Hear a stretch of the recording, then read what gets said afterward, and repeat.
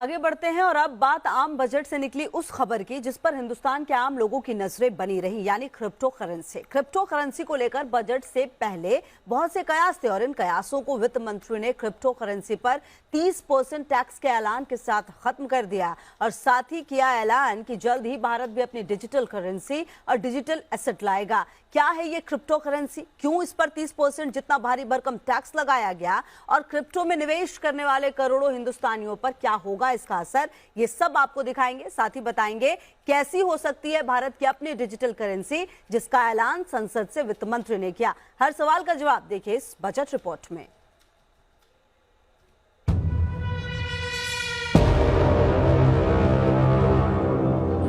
Bitcoin, Ethereum, Tether, Binance coin, Cardano, Solana, ये उन crypto currency में से कुछ हैं जो भारत में प्रचलित हैं, यानी जिन क्रिप्टो करेंसी में भारतवासी अपने पैसे का निवेश कर रहे हैं। बजट से पहले इन क्रिप्टो करेंसी को लेकर कई तरह के कयास थे।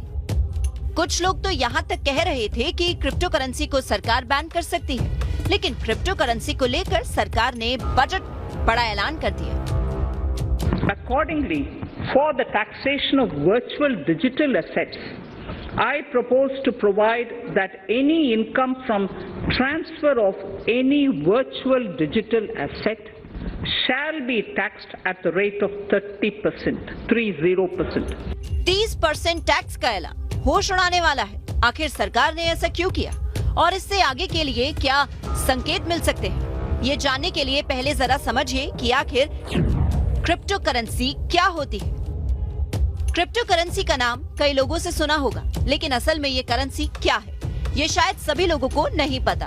तो चलिए हम आपको इसका जवाब देते हैं।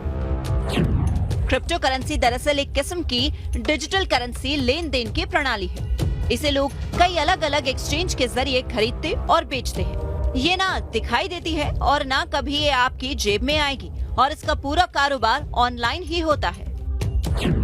क्रिप्टो करेंसी ब्लॉकचेन सिस्टम पर काम करती है, यानी करेंसी बनाने वाले सोर्स से करेंसी को जनरेट किया जाता है और फिर वो आगे खरीदी और बेची जाती है। इसे आप कुछ इस तरह समझ सकते हैं कि सोर्स से अगर राम ने क्रिप्टो करेंसी की 100 यूनिट खरीदी है और आगे वो श्याम को बेचता है, श्याम क्रिप्टो खरीद कर आगे उसे सलमान को बेचता है। इस तरह ब्लॉक दर ब्लॉक क्रिप्टो की खरीद बढ़ती जाती है।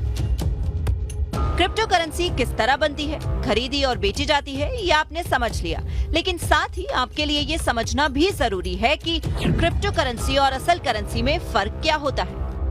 आप क्रिप्टो खरीदने के लिए एक्सचेंज को पैसा तो अपने देश या दुनिया की किसी और करेंसी के तौर पर देते हैं, लेकिन जो बदले में आपको करेंसी मिलती है वो ना किसी देश की होती है और ना ही उसकी कोई गारंटी देता है। इसी वजह से क्रिप्टो करेंसी से कई रिस्क जुड़े होते हैं। इसमें एक प्रॉब्लम है कि ये सेक्टर में वोलेटिलिटी बहुत ज़्यादा है, 20%, 30% महीने में अप डाउन होता रहता है। तो जो लोग जो इस सेक्टर में कमा रहे हैं, और क्या है कि ये थोड़ा सा अनरेगुलेटेड होने से एक डाउट रहता है कि इसमें कुछ मैनिपुलेशन ना हो, ताकि मैनिपुलेशन को रोकने से, टैक्स लाने से इंश्योर करते हैं कि जेन्युइन ट्रांजैक्शन होगा, कोई थर्ड पार्टी में कुछ मैनिपुलेशन ना हो। क्रिप्टो करेंसी के साथ जुड़े इन्हीं रिस्क की वजह से भारत में इसे अब तक लीगल नहीं किया गया था, लेकिन बजट में क्रिप्टो के लेन देन और क्रिप्टो करेंसी के ट्रांसफर पर टैक्स का नियम लगाकर सरकार ने इसे गैर कानूनी घोषित किए जाने के कयासों पर विराम लगा दिया। क्रिप्टो करेंसी पर टैक्स लगाने के साथ ही ये ऐलान भी किया गया कि भारत अपनी डिजिटल करेंसी और डिजिटल एसेट्स लेकर आएगा। कैसी और क्या होगी भारत की डिजिटल करेंसी? वित्त मंत्री निर्मला सीतारमण ने भले ही अभी रिजर्व बैंक के जरिए डिजिटल करेंसी के फ्रेमवर्क का ऐलान नहीं किया है, लेकिन माना जा रहा है कि मोदी सरकार इस दिशा में तेजी से कदम बढ़ा रही है। डिजिटल करेंसी क्या होगी, ये समझने के लिए पहले डिजिटल और फिजिकल करेंसी यानी रुपए के नोट के बीच फर्क समझना जरूरी है। फिजिकल करेंसी नोट या सिक्के की शक्ल में होती है, जबकि डिजिटल करेंसी का भी आप इस्तेमाल करेंगे। फर्क सिर्फ इतना होगा कि डिजिटल करेंसी आपकी जेब या तिजोरी में रखी नहीं जाएगी, बल्कि आपके ऑनलाइन अकाउंट में रहेगी। आप ऐसा समझिए, ये ग्लोबल सॉफ्टवेयर है जिसमें पूरे ट्रांजैक्शंस, उसका लेन देन, उसकी वैल्यू, कब, किस सेकंड, किस मिनट ये ट्रांजैक्शन हुआ, ये सब ब्लॉकचेन में कैप्चर होता है। वो ब्लॉकचेन का एक एप्लीकेशन है क्रिप्टो करेंसी।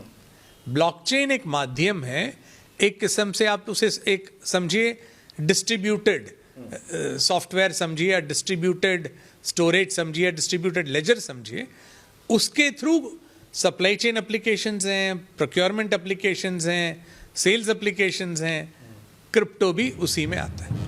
अब आप सोच रहे होंगे कि आज भी हम भारत के लोग डिजिटल लेन देन करते हैं, अलग अलग किस्म के वॉलेट्स या नेट बैंकिंग के जरिए चीजें खरीदते और बेचते हैं। तो फिर डिजिटल करेंसी कैसे अलग होगी और इसका फायदा क्या होगा?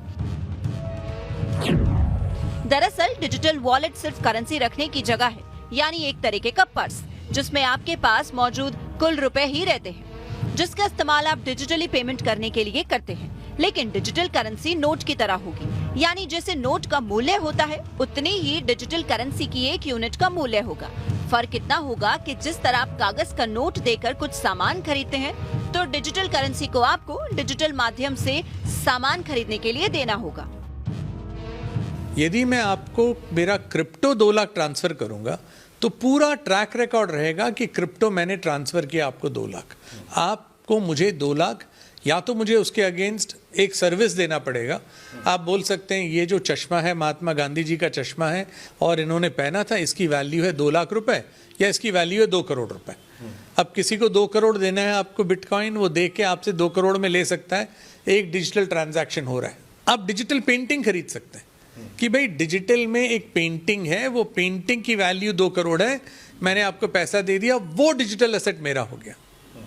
तो ये ट्रांजैक्शंस हो सकते हैं बिटकॉइन के जरिए। डिजिटल करेंसी का सबसे बड़ा फायदा ये होगा कि ये भी ब्लॉकचेन के सिस्टम पर काम करेगी। जैसा कि हमने आपको पहले बताया था कि ब्लॉकचेन ऐसी व्यवस्था है जिसमें लेन देन का सारा रिकॉर्ड रहता है। इसे आप कुछ इस तरह समझ सकते हैं, जैसे कंपनी से आपके खाते में बतौर सैलरी डिजिटल करेंसी आई, उस करेंसी की कुछ यूनिट्स आपने घर का सामान खरीदने के लिए दुकान पर दी और दुकानदार ने आगे वो यूनिट्स होलसेलर या फिर सप्लायर को दे दी। तो ये सारा रिकॉर्ड रहेगा कि करेंसी की कौन सी यूनिट्स किनके पास और कब गई। अगर डिजिटल करेंसी को चलाने के लिए ब्लॉकचेन का इस्तेमाल किया गया तो इससे 2 बड़े फायदे होंगे। पहला ये कि फेक करेंसी यानी नकली नोटों का गोरख धंधा पूरी तरह खत्म हो जाएगा, और दूसरा ये कि काला धन जमा करना बहुत मुश्किल हो जाएगा। वित्त मंत्री ने ये भी साफ कर दिया है कि क्रिप्टो बतौर लीगल टेंडर वैध करेंसी नहीं मानी जाएगी। ये सिर्फ एक किस्म की डिजिटल संपत्ति मानी जाएगी, यानी क्रिप्टो करेंसी के जरिए आप कुछ खरीद नहीं सकते। ये निवेशक के लिए एक संपत्ति की तरह होगी और दूसरी संपत्तियों की ही तर्ज पर निवेशक को अब क्रिप्टो पर भी टैक्स देना होगा। Team news nation.